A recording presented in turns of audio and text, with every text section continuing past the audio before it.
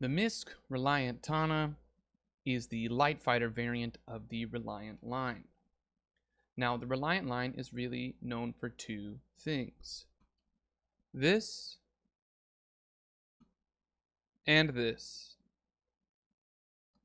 Both of which make the Reliant line pretty cool ships. They're small, generally considered starter ships, and are each individually good at one specific task.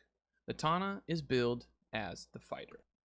Now, as I get in the pilot seat, watch for a second as these screens come down from the top. It's kind of a cool animation and a cool way to provide the pilot with the necessary screens and get rid of them. However, when you play with this ship regularly, the getting in and getting out of it and waiting for that to happen is kind of annoying.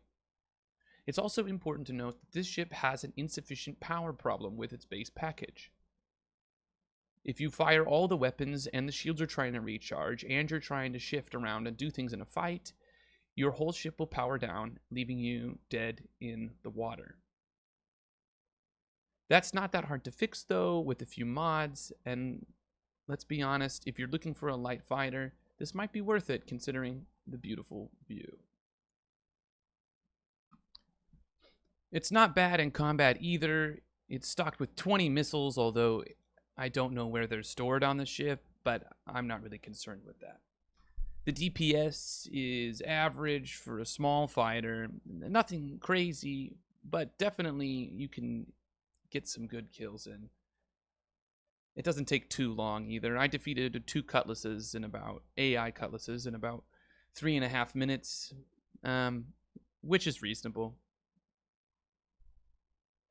You don't want to accelerate or decelerate too hard or use your boosters when you're in a fight, because while you are using both of your weapons, you're more likely at risk to power everything down.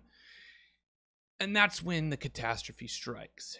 And that's, of course, only if you haven't modded your power plant yet.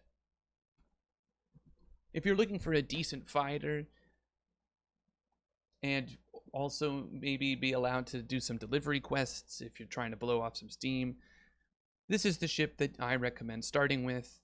The 20 missiles make it one of the better ships to start with for fighting.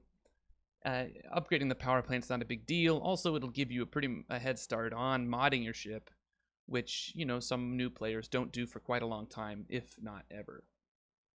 It's spry, it's easy to fly, and it has a beautiful cockpit that is really well designed and really beautiful to look at. Be wary of this one weird bug, though, that makes this floating object in your cockpit. It will stop you from exiting these ships sometimes. I don't know what causes it or how to get rid of it.